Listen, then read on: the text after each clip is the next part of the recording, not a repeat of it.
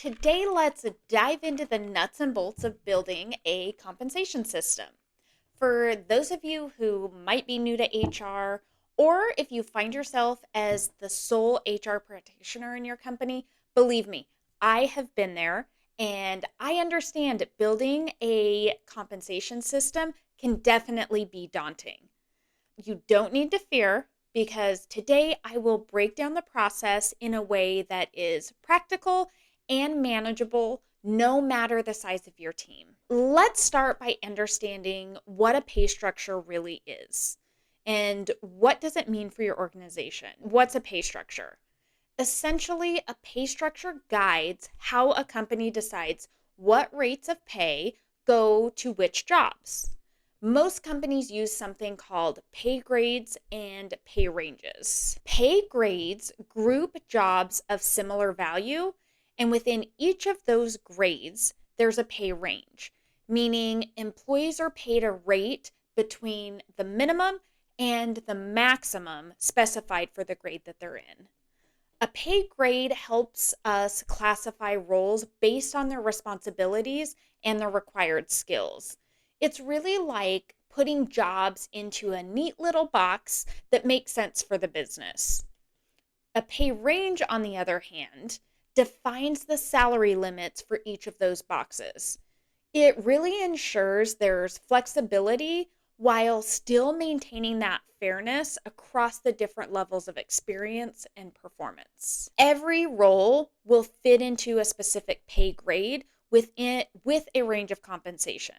So whether you're starting out or you're moving up, there's going to be clarity on what you can earn and how you can grow within your role. To make this clearer, let's go ahead and use an example. Meet John, a mechanical engineer at ABC Corporation. John's job is classified under a pay grade 5, let's say. Grade 5 might have a pay range starting at 60,000 and going up to 80,000. So this means that all mechanical engineers like John who are in a pay grade 5 should earn somewhere between 60,000 and 80,000 annually. Now, this is going to depend on factors like experience, performance, and tenure to really determine where exactly they fall within that range. For instance, John might start at $62,000 a year as a new hire, and he may move up to $75,000 a year over time as he gains experience and has positive performance reviews, just like many of us strive to do in our careers. Now, each employee will also have a CompaRatio. So, a CompaRatio is a benchmark that will determine how close the employee's actual pay rate compares to the midpoint of that pay range. The CompaRatio is calculated by dividing the employee's base salary by the midpoint of the pay range.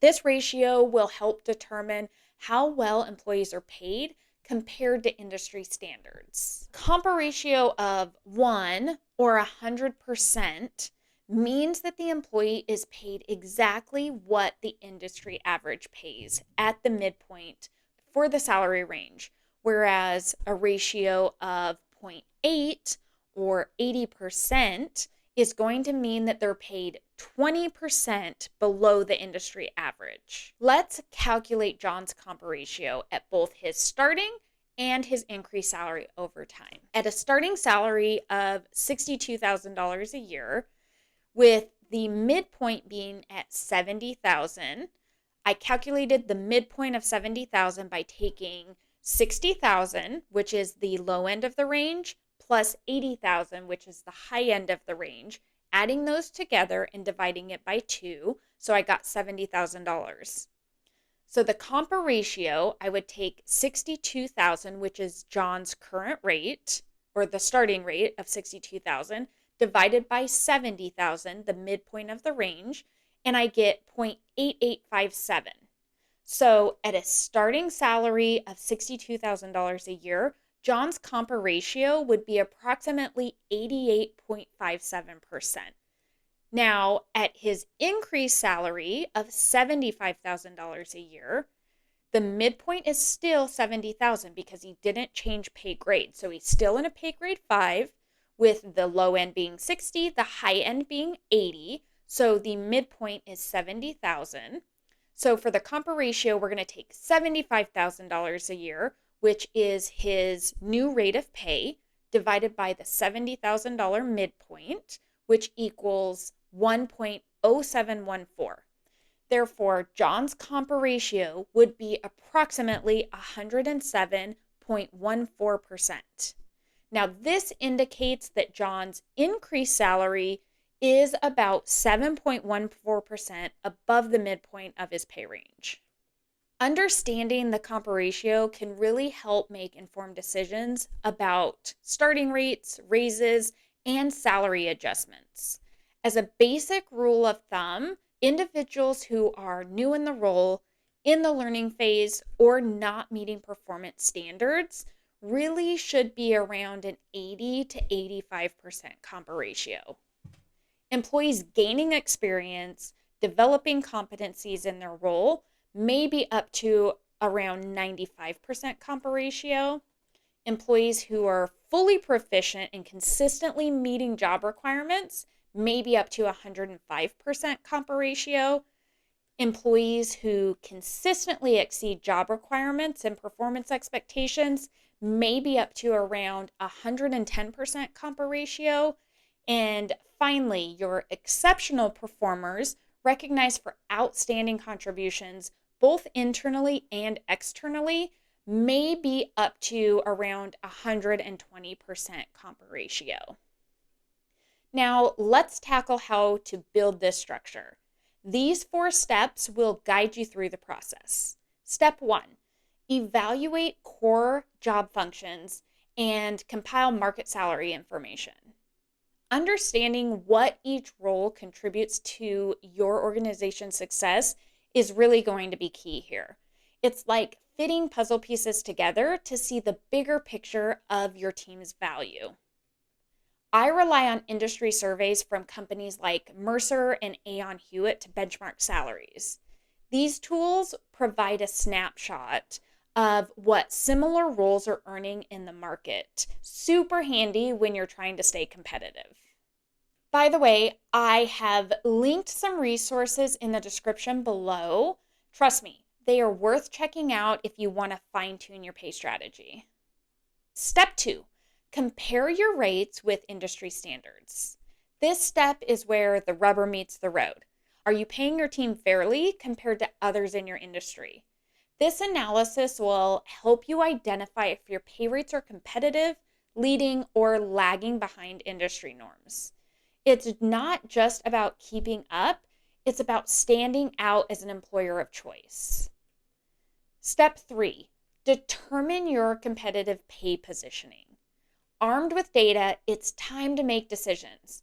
Are you aiming to lead the pack with top-tier pay rates, or do you prefer a more conservative approach that balances the budget and talent attraction? It's really your call. Step 4, create pay grades and ranges to reflect market data. Here's where it all comes together. Structuring pay grades and ranges isn't just about numbers on paper. It's about creating a roadmap for growth and success within your organization. Let's talk about some key issues you need to be aware of while designing your pay structure. Employees often compare their pay with others to gauge fairness. This is known as comparable worth. Ensuring internal equity means smoothing out perceived pay differences to maintain a fair system. And watch out for pay compression, where pay differences between different jobs are minimal, causing internal inequities. This can occur between supervisors and subordinates, or new hires and experienced employees. To avoid this, create meaningful differences in grade assignments. Adjust pay ranges appropriately, or you might even want to consider a temporary compression bonus. Let's also discuss wage differentials. The law against compensation discrimination includes all payments made to or on behalf of employees for employment. So this is all forms of compensation are covered. including salary, overtime, bonuses, stock options, profit sharing, even holiday pay, hotel accommodations, benefits, anything that an employee gets in exchange for working for your company is covered under the Civil Rights Act and the Equal Pay Act. Wage differentials are only allowed if they're based on seniority, merit, quantity or quality of production, or a factor other than sex. These are known as affirmative defenses, and it's the employer's burden to prove that they apply. This ensures protection against discrimination while allowing justified differences.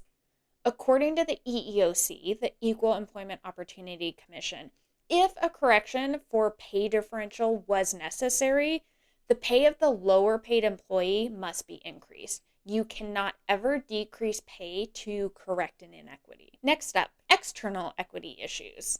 This refers to how your internal pay compares to the marketplace. To address this, employers often use area wage surveys focusing on benchmark jobs to determine if they're leading, lagging, or if they're matching the market. Depending on your strategy, you might adopt a lead policy to stay ahead of the market or a lag policy to keep costs in check while remaining competitive. It's all about finding what works best for your organization. A well-designed compensation system isn't just about the numbers. It's about attracting and retaining top talent in today's competitive market. Whether you're building your first pay structure or fine-tuning an existing one, these steps and insights should help set you on the right path to success.